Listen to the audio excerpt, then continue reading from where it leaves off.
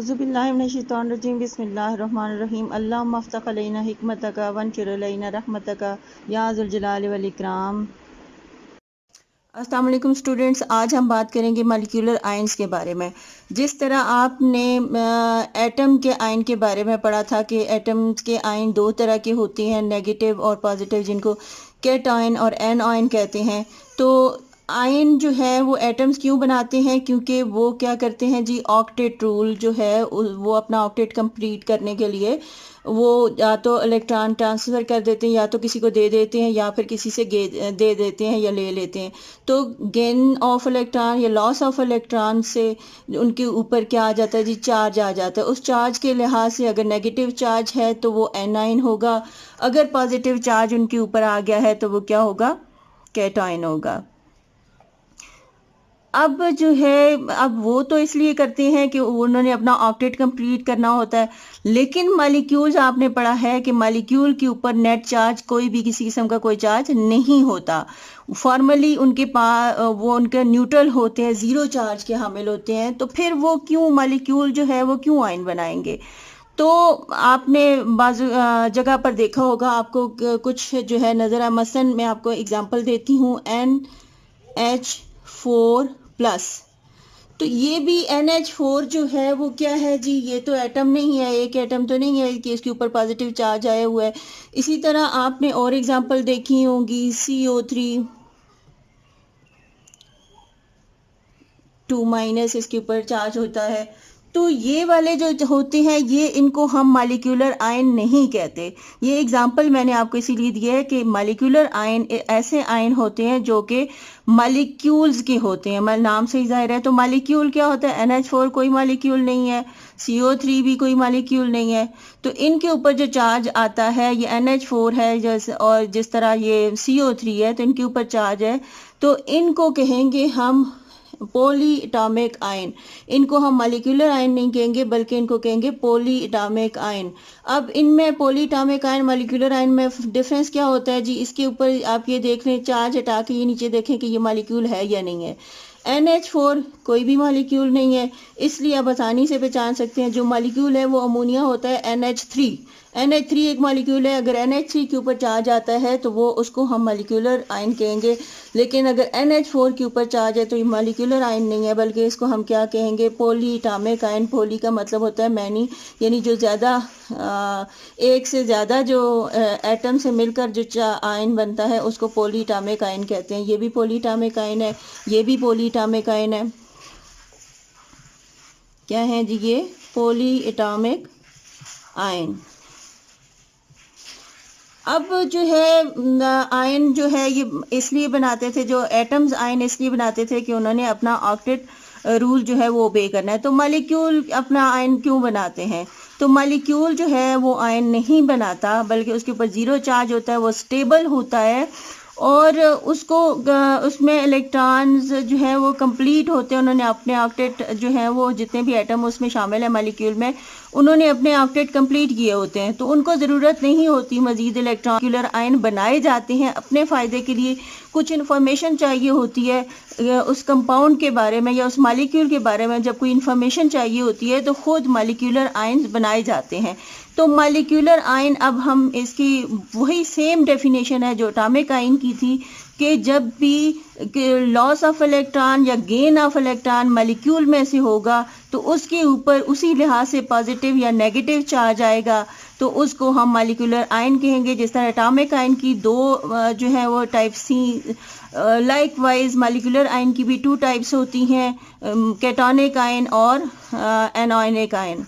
तो हम पहले तो हम देख लेते हैं जी, इसकी टाइप्स को देख लेते हैं, फिर मैं आपको बताऊंगी कि ये जो है आयन जो है वो बनाए कैसे जाते हैं। तो सबसे पहले हम देखते हैं कि ये जो आयन है इनकी कौन कौन सी टाइप्स हैं। तो हम पहले टाइप्स देख लेते हैं।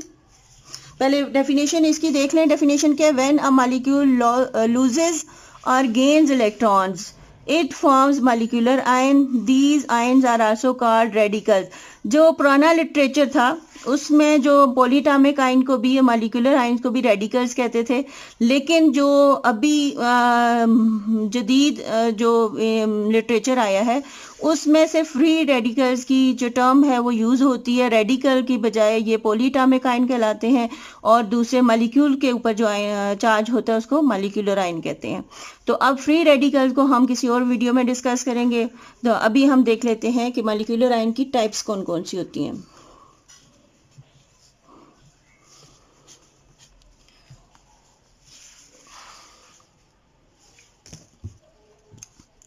जी वही जिस तरह आपने एटॉमिक आयन का पढ़ा था जी, एक होता है जी कैटआयन, कैटायनिक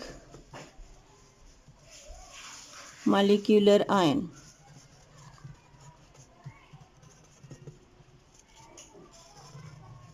पहला जो है कैटायनिक मॉलिक्यूलर आयन है।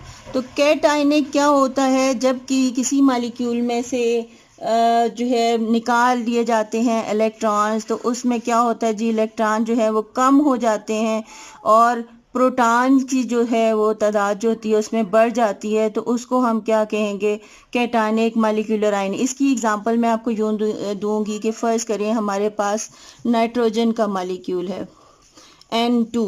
तो N जो है पीरियोडिक टेबल में आप देखें एटॉमिक नंबर ऑफ N कितना होता है,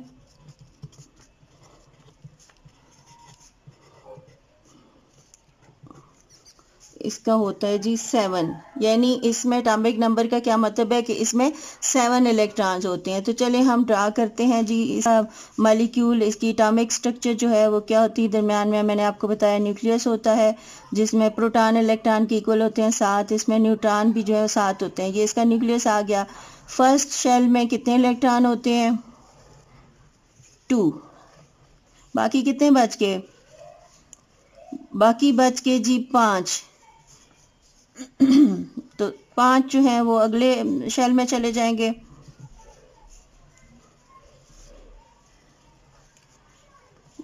1 2 3 4 5। जब 2 नाइट्रोजन मिलते हैं तो वो बनाते हैं, इसी तरह हम दूसरा नाइट्रोजन बनाएंगे जी। उसी तरह इसके जो है ये न्यूक्लियस आ गया, प्रोटॉन 7 है, न्यूट्रॉन कितने हैं जी 7। फर्स्ट शेल में कितने इलेक्ट्रॉन हमने डाले, बल्कि जितने ही इलेक्ट्रॉन जो है वो आते हैं, कितने आते हैं 2 जैसे पहले बनाया था। अब ये सेकंड हम बनाएंगे, सेकंड शेल में कितने आ गए जी 2 फर्स्ट में आ गए। तो ऑब्वियसली जो बाकी के 5 हैं वो दूसरे में आ जाएंगे, 3 4 और ये 5। अब ये क्या करता है जी, इसको जो है ऑक्टेट 5 इसके अंदर है और इसको ऑक्टेट कंप्लीट करने के लिए कितने चाहिए जी 3। तो ये 3 अपने ही दूसरे एटम के साथ 3 जो है ये बना लेता है जी, बॉन्ड बना लेता है, ये इसके साथ, ये इसके साथ, ये इसके साथ, ये इसने शेयर कर लिए। तो इस तरह जो है N2 का जो है वो मॉलिक्यूल बन जाता है। अब N2 के मॉलिक्यूल में टोटल देखें नंबर ऑफ इलेक्ट्रॉन्स कितने हो गए जी,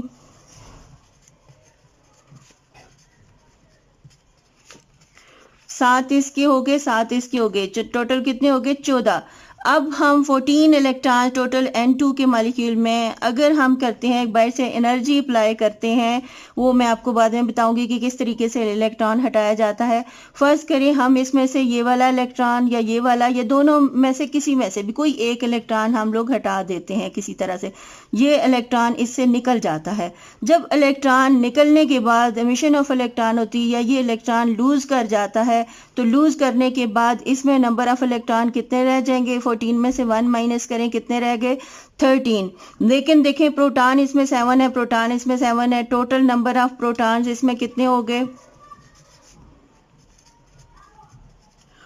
वो भी कितने हैं 14। लेकिन जब हम इसमें से एक इलेक्ट्रॉन निकाल देंगे तो फिर नंबर ऑफ इलेक्ट्रॉन 13 रह जाएंगे और जो है नंबर ऑफ प्रोटॉन जो है 14 है। जब नंबर ऑफ इलेक्ट्रॉन और नंबर ऑफ प्रोटॉन जो है वो इक्वल नहीं रहते तो उस वक्त उसके ऊपर चार्ज आ जाता है। अब इलेक्ट्रॉन एक कम हो गया, प्रोटॉन ज़्यादा है, जो ज़्यादा होगा उसका चार्ज आएगा। अब एक ज़्यादा है तो +1 चार्ज आ जाएगा। तो जब न्यूट्रॉन के ऊपर जब एक इलेक्ट्रॉन माइनस हो जाएगा, एक इलेक्ट्रॉन निकाल लेंगे, तो उसके बाद उसके ऊपर +1 चार्ज आ जाता है। तो इसको हम कहेंगे कैटायनिक मॉलिक्यूलर आयन। क्या कहेंगे जी, कैटानिक मॉलिक्यूलर आयन। इसी तरह एक और एग्जांपल मैं आपको देती हूँ, CH4 की कार्बन का एटॉमिक नंबर होता है जी 6, और इसको जो है कंप्लीट करने के लिए 2 चाहिए। सॉरी, कार्बन का एटॉमिक नंबर 6 होता है और इसके 2 जो है वो फर्स्ट शेल में आ जाएंगे, 4 जो है आउटर मोस्ट शेल में होंगे। तो इसको कंप्लीट करने के लिए 4 चाहिए। तो ये 4 हाइड्रोजन एटम के साथ, अब हाइड्रोजन जो है वो डुप्लेट कंप्लीट करता है, ये एक इलेक्ट्रॉन इसका आ जाएगा, एक इलेक्ट्रॉन इसका आ जाएगा, तो ये दोनों पेयर बना लेंगे।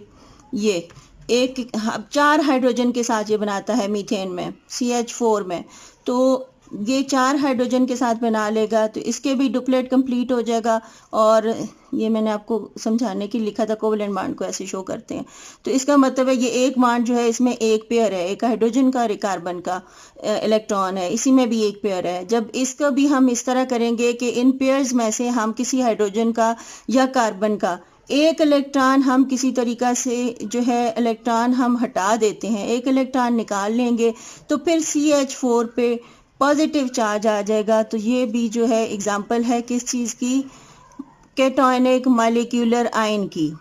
अब इसके ऊपर जो है जब इलेक्ट्रॉन किसी भी इसमें से निकाल लिया जाता है, तो फिर उसके मॉलिक्यूल, किसी भी मॉलिक्यूल में से जब इलेक्ट्रॉन निकाल लिया जाता है तो वो इलेक्ट्रॉन लूज कर जाता है, तो फिर उसके ऊपर 2 इलेक्ट्रॉन निकालेंगे तो 2 प्लस चार्ज आ जाएगा, एक इलेक्ट्रॉन निकालेंगे तो 1 प्लस चार्ज आ जाएगा। तो इसलिए वो कैटायनिक मॉलिक्यूलर आयन बन जाता है। अब जो है दूसरी टाइप इसकी कौन सी है जी, दूसरी टाइप है इसकी एनआयनिक मॉलिक्यूलर आयन।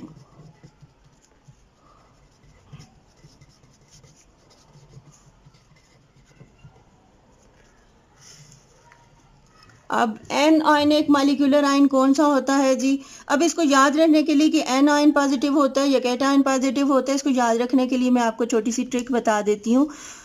अब जो है, अब नाम लिखें ए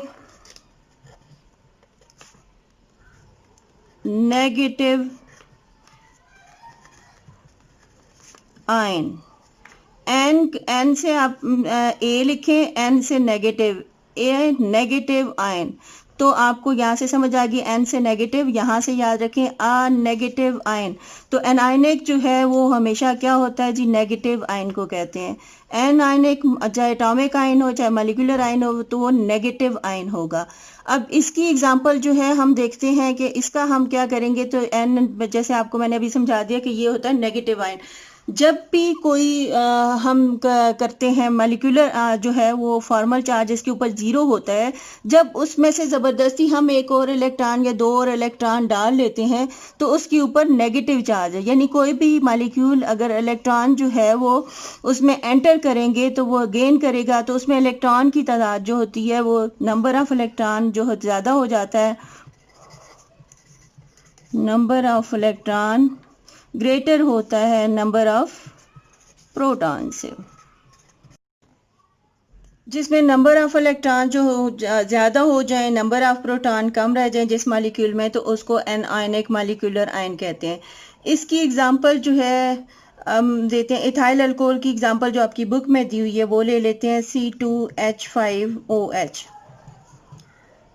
अब फॉर्मली इसके ऊपर कोई चार्ज नहीं होता, लेकिन हम क्या करेंगे, जब इसमें हम इलेक्ट्रॉन जो है वो करेंगे, एक इलेक्ट्रॉन हमने इसमें डाल दिया, जब हम ज़बरदस्ती जो है एनर्जी अप्लाई करके हम इसमें से इलेक्ट्रॉन डालते हैं, तो ये जो होता है ये बन जाता है हमारे पास चार्ज बन जाता है। तो ये क्या हो जाता है जी, C2H5OH, और इसके ऊपर माइनस चार्ज आ जाता है। तो इसको कहते हैं एनायनिक मॉलिक्यूलर आयन। अब जो है अबंडेंस में ये कैटायनिक मॉलिक्यूलर आयन तो बहुत अबंडेंस में है, लेकिन जो एनायनिक मॉलिक्यूलर आयन है वो बहुत ही कम है। तो इसकी वजह क्या है, इसकी मैं आपको एक एग्जांपल देती हूँ कि फ़र्ज़ करें आपके पास एक गिलास है पानी से भरा हुआ। अब आप ये बताएं मुझे कि अब भरे हुए पानी है, बिल्कुल लबालब भरा हुआ है, उसमें पानी डालना मज़ीद ज़्यादा आसान है या उसमें से पानी निकालना आसान है? अब जाहिर है उसमें और पानी डालेंगे वो तो गिर जाएगा उसमें, और पानी जो है वो नहीं डाल सकता। लेकिन उसमें से पानी अगर हम निकालना चाहें तो उसमें से पानी निकालना बहुत आसान है। यही जो है या मॉलिक्यूल्स में भी अप्लाई होता है रूल कि मॉलिक्यूल जो होते हैं वो इलेक्ट्रॉन से फुल होते हैं, लबालब भरे होते हैं, जितने उनमें समा सकते हैं वो उतने उनमें मौजूद होते हैं, वो स्टेबल होते हैं, सेटिस्फाइड होते हैं। अगर हम उनमें मजीद इलेक्ट्रॉन डालेंगे तो वो बहुत मुश्किल से एक्सेप्ट करेगा, लेकिन उसमें से बनिस्बत इसके इलेक्ट्रॉन निकालना जो होता है वो इजी होता है। इसीलिए इलेक्ट्रॉन निकालने से कैटायनिक मॉलिक्यूलर आयन बनते हैं जो कि अबंडेंस में है, लेकिन इलेक्ट्रॉन डालने से जो है वो एनायनिक मॉलिक्यूलर आयन बनते हैं, तो वो रेयर हैं, वो इतनी तादाद में नहीं है। तो ये तो हो गई 2 टाइप्स ऑफ मॉलिक्यूलर आयन्स की। अब मैं आपको बताती हूँ कि ये मॉलिक्यूलर आयन बनते क्यों हैं और इनको केमिस्ट बनाते क्यों हैं, और इनकी जो है वो तरीका क्या होता है बनाने का। अब ये मॉलिक्यूलर आयन मॉलिक्यूल तो स्टेबल होते हैं, वो सेटिस्फाइड होते हैं, लेकिन उनका जो है वो क्यों बनाया जाता है, ये एनालिटिकल केमिस्ट्री आपने पढ़ी थी ब्रांचेस ऑफ केमिस्ट्री में, तो वहाँ पे कंपाउंड्स को एनालाइज किया जाता है। तो केमिस्ट्री में भी कुछ कंपाउंड्स को एनालाइज करने के लिए कुछ एनालिटिकल टेक्निक इस्तेमाल की जाती हैं। उन्हीं टेक्निक में से एक टेक्निक है जी जिसको हम कहते हैं मास स्पेक्ट्रोमीट्री। ये एक एनालिटिकल टेक्निक है जिसको कहते हैं, क्या कहते हैं जी, मास स्पेक्ट्रोमीट्री। स्पेक्ट्रोमीट्री। अब मास स्पेक्ट्रोमीट्री में जब हम किसी चीज़ की मास जो है, किसी भी कंपाउंड की मास के लिए या उसकी स्ट्रक्चर के बारे में इंफो लेने के लिए, जब भी कोई कंपाउंड इसके लिए एक इंस्ट्रूमेंट होता है मास स्पेक्ट्रोमीटर, उसमें जब भी कोई भी कंपाउंड डाला जाता है, कोई भी मॉलिक्यूल डाला जाता है, तो पहले उसको वेपराइज किया जाता है। उसका पहला हिस्सा जो है वो क्या होता है जी, वेपराइजेशन होती है, वेपराइज किया जाता है वो वाला मॉलिक्यूल। अब वेपराइज करने के बाद उसको आयोनाइज किया जाता है, यानी उसमें से इलेक्ट्रॉन जो है वो निकाल लिए जाते हैं, आयोनाइज किया जाता है। अब ये आयोनाइजेशन जो है वो बहुत मुश्किल होती है, तो इसके लिए करना क्या पड़ता है, इसका तरीका क्या होता है जी, इसको ज़ाहिर है बहुत ज़्यादा एनर्जी जो है वो सप्लाई करनी पड़ती है। अब ये एनर्जी आती कहाँ से है, 2-3 सोर्सेज हैं एनर्जी के जो कि इस्तेमाल किए जाते हैं। यहाँ पे पहला सोर्स जो है वो इस्तेमाल किया जाता है जी by passing high energy beam of electrons.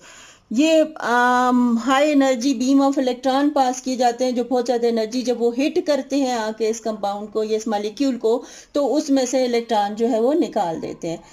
दूसरा जो तरीका है वो अल्फा पार्टिकल यूज किए जाते हैं, जो हीलियम का न्यूक्लियस होता है, तो ये भी बहुत पावरफुल एनर्जी सोर्स है। तो अल्फा पार्टिकल्स के जरिए जो है ये मॉलिक्यूलर आयन बनाए जाते हैं। तीसरी जो चीज़ है वो क्या होती है जी, एक्सरेज यूज किए जाते हैं।